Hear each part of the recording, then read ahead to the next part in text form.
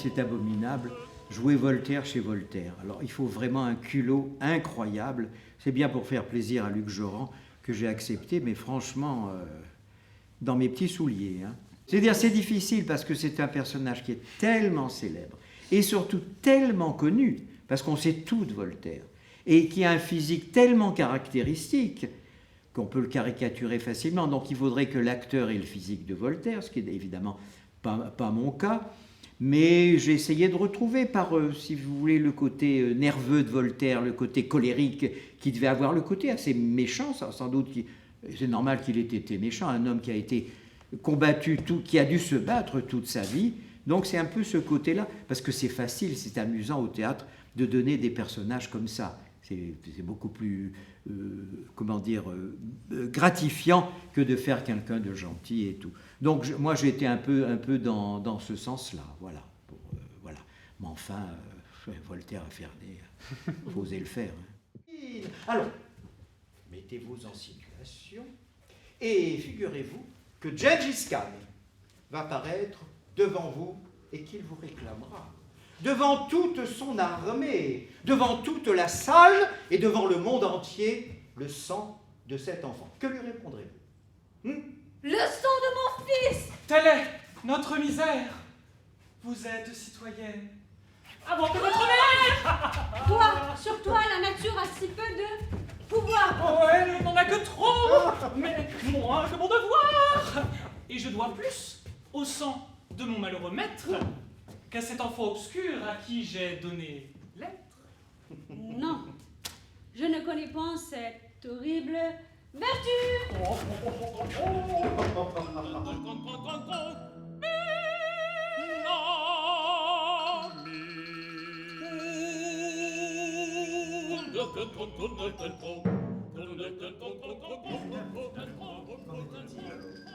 Non, c'est la mort joyeuse. Oui, c'est ça. C'est la mort joyeuse. Il y a une sorte d'acceptation par le jeu de la mort et finalement, il n'est pas question de, on va dire, d'une séance sacramentelle ou alors de quelque chose de tragique. Plutôt, enfin, la mort est perçue dans la gaieté et finalement comme quelque chose de naturel où chacun, à notre tour, on va devoir y passer. En fait. Rien de plus simple. Le texte le dit. Cela vient tout seul. Pas la peine d'apprendre. Et puis la musique est sympa hein, quand on meurt. Oh, vous rappelez-vous ma mort? Oh, ma mort. Mes nuits n'avaient pas encore sonné, qu'on avait fait de moi un simple paquet. On m'avait jeté dans une diligence, même pas froid, et fouette cocher. J'ai dû endurer des heures durant le froid, la pluie, les doigts du royaume, et jusqu'à lire de Monseigneur, l'archevêque de Paris. Et oui. Et encore, avant cela, et j'ai été vidé, démembré, découpé. Il semblait que chacun de mes amis, car j'avais des amis, paraît-il, voulut conserver un souvenir du pauvre vieillard. Villette m'arracha le cœur, un certain Caron, Charron, dieu des enfers, que sais-je, me prit une dent. Ma nièce héritez ma fortune, vous, mes livres. Ah, il y a même un apothicaire qui a poussé la générosité jusqu'à faire bouillir mon cerveau afin qu'il ne prît pas froid, sans doute. Mais comment sommes-nous parvenus? Oh, parvenu! Vous aussi. À peine introduite ici, et vous voilà déjà fait aux usages parvenus. Mais en vrai, comment peut-on utiliser un mot aussi ignoble? Oh, les médecins écriront plus tard que Monsieur de Voltaire est mort dans d'atroces souffrances. Écrasé, que dis-je, écrasé, oui, écrasé par une légion de parvenus. Mon Dieu, monsieur, vous vous trouvez mal. Oui.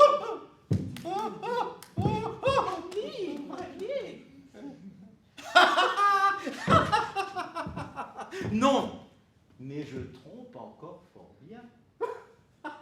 On m'aura tout pris ici-bas. Tout, excepté le goût du théâtre. J'ai cela dans l'âme. Dans l'âme, oui, dans l'âme, puisqu'il paraît qu'elle existe. Oui, l'âme, oui, madame, l'âme et le jeu. Oh, jouons. Oh, bien piètre comédie, je vous le concède, mais enfin, puisque nous avons le plaisir de vous recevoir parmi nous, je serais fâché que vous n'y prissiez pas.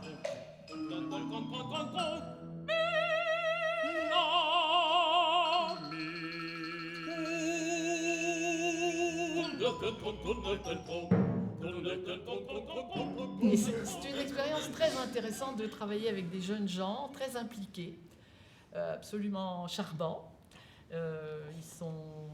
Ils en veulent, ils n'hésitent pas à recommencer encore. Ce sont les vieux, entre guillemets, qui disent « Quel vieux, où avez-vous vu des vieux? On ferait bien une sieste ?» Les jeunes disent « Non !»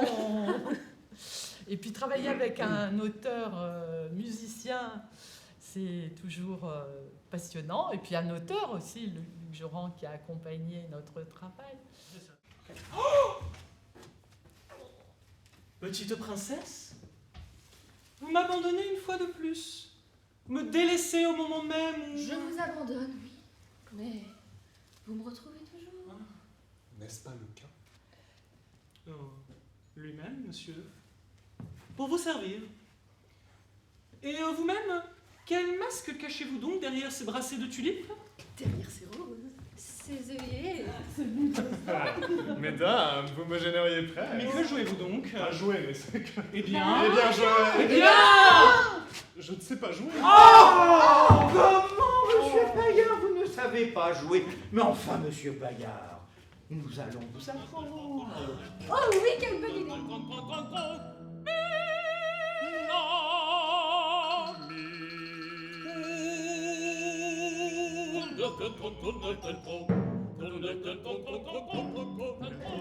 Oui, elle est toujours sous la tutelle de Voltaire.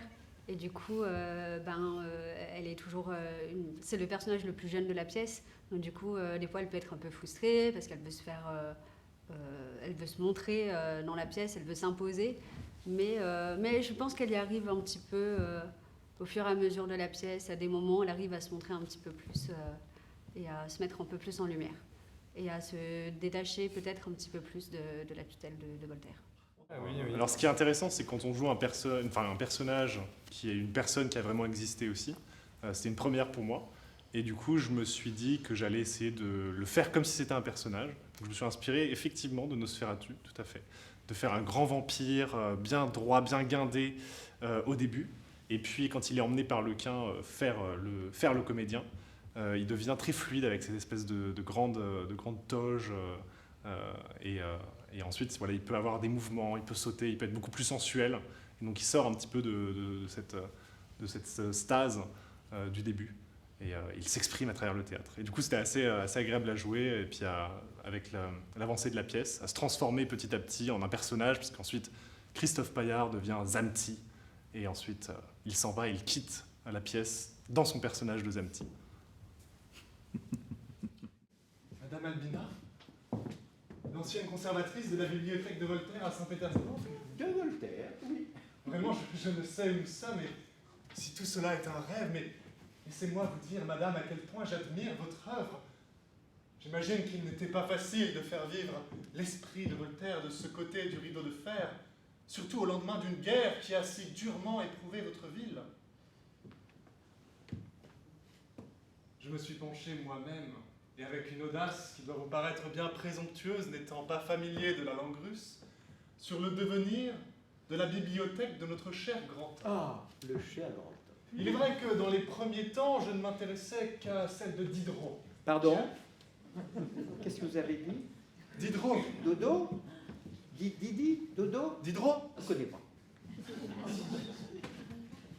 Diderot qui avait été mon sujet de thèse dans les années 90. Mais très vite, Voltaire est paru plus présent, Oui. plus essentiel. Oui. Et c'est alors Oui. que j'ai véritablement compris ce que signifiait le mot lumière. Mais il était temps. Bien avant d'arriver à Saint-Pétersbourg. Je doute, madame, que vous ne l'ayez jamais connu sous ce nom.